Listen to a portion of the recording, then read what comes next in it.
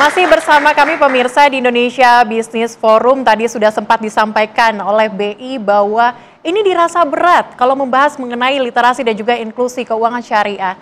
Pak Halim, kalau Anda melihatnya bagaimana ini Pak? Apakah dengan potensi kita yang cukup besar, 87% loh Pak, ini masa dikatakan berat begitu?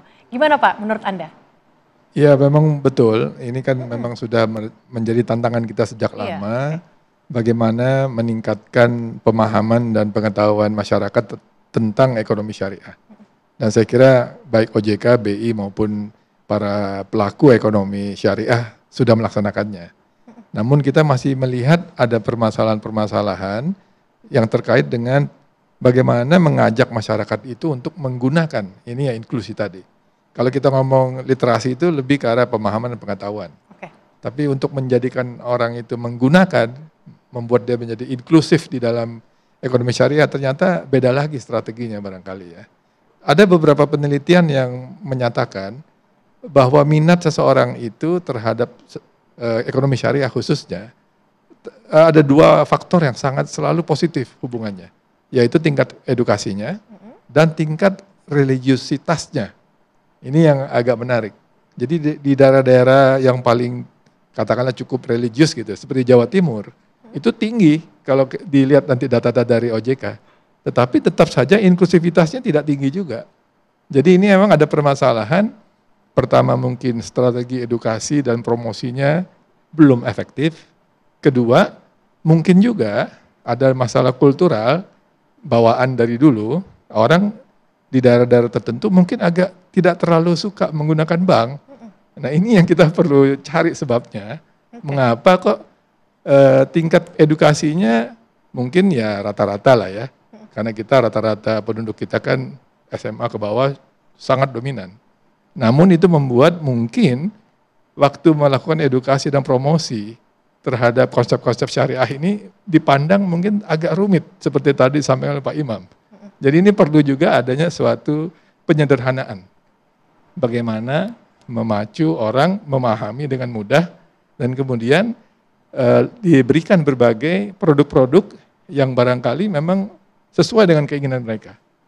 Nah yang lain lagi, ini suatu fakta, ada suatu anggapan di masyarakat kalau kita masuk meminta jasa keuangan dari industri perbankan syariah, cenderungnya itu lebih mahal. Nah ini yang jadi tantangan juga untuk industri syariah. Ini menarik Pak, tapi sebelum Anda lanjutkan saya mau ke PNM, kalau tadi disampaikan bahwa ini banyak yang menggunakan produk syariah. Tapi yang menjadi tantangan seperti dikatakan Pak Halim adalah edukasi, bisa saja edukasi maupun promosinya itu terasa berat, sulit untuk menjangkau begitu orang-orang yang sudah paham akan literasi. Bagaimana kemudian strategi yang dilakukan PNM untuk ini? Baik Mbak Hesil, bagi kami melihat sebagai lembaga pembiayaan, tentu supply and demand kami perhatikan. Dan di sini tentunya adalah bagaimana kami memberikan layanan yang bisa mendorong minat animo tadi menjadi semakin tergerak.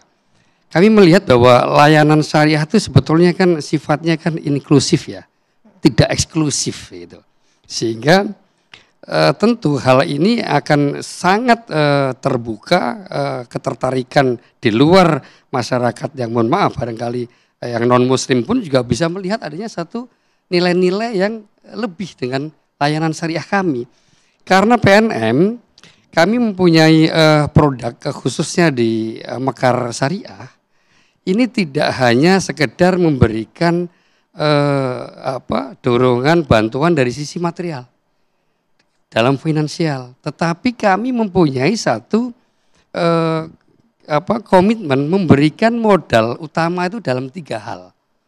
Ada yang modal finansial, itu adalah terkait dengan pemberian pembiayaan secara materi yang kami mempunyai produk Mekar Syariah itu mulai dari 2 juta dan sampai dengan 15 juta. Dan terkhusus lagi ini sebetulnya nasabah kami ini 100% adalah perempuan. Gitu. Kemudian berikutnya kami memberikan modal intelektual.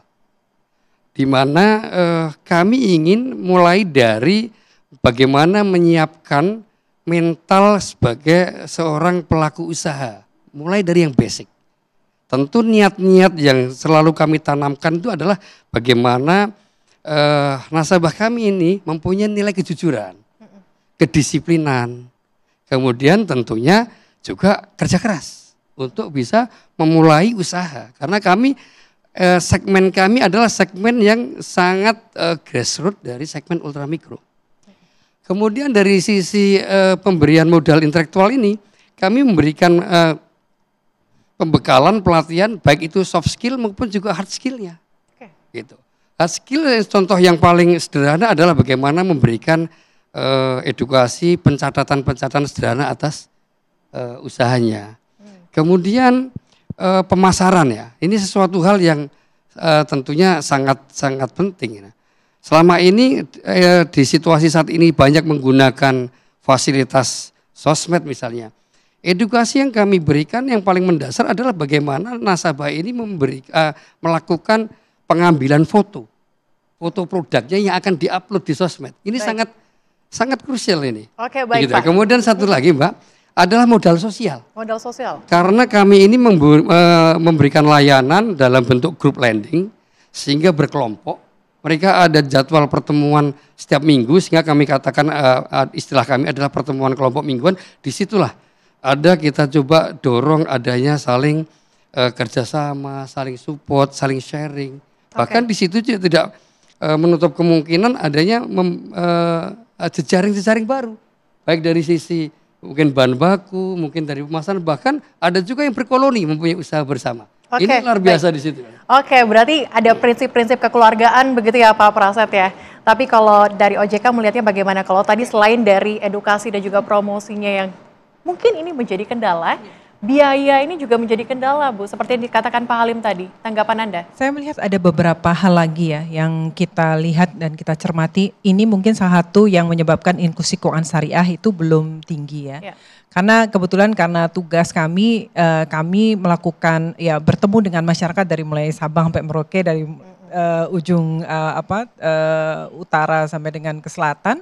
Itu banyak sekali yang sebetulnya ingin membuka rekening di bank syariah contohnya, tapi aksesnya itu nggak terjangkau sama mereka. Jadi tadi Pak Halim menyebut sebenarnya tingkat religiusitasnya sudah tinggi, tapi mereka nggak bisa akses. Jadi kalau kita lihat data itu, untuk jaringan kantor perbankan syariah, itu mungkin 1.100 ada di Pulau Jawa, 800-nya ada di Sumatera, dan selebihnya 200 itu di seluruh Indonesia, bagian Indonesia yang lain. Jadi memang belum rata gitu. Nah sementara nanti balik, kalau gitu bisa lewat digital dong gitu ya. Nah ini digitalisasi juga belum optimal kalau kami pandang. Jadi dua hal ini juga menurut kami merupakan hal yang kenapa inklusi keuangan syariah ini belum merata. Jadi saya pernah melihat ibu-ibu ya yang benar-benar, saya tuh pengennya mau bukanya rekening bank syariah. Tapi di sini ibaratnya laku pandainya pun nggak nyampe gitu ya. Jadi itu yang harus kita pikirkan bareng. Kemudian yang ketiga adalah bagaimana SDM yang capable di dalam keuangan syariah itu juga belum banyak. Kalaupun mungkin di kampus-kampus mereka banyak lulusan ya tentang ekonomi syariah dan lain, tapi mungkin yang siap pakai di industri itu juga mungkin belum optimal seperti yang diharapkan. Jadi mungkin harus ada link and match antara dunia kampus dengan dunia industri syariah dan sebagainya, itu harus kita dorong.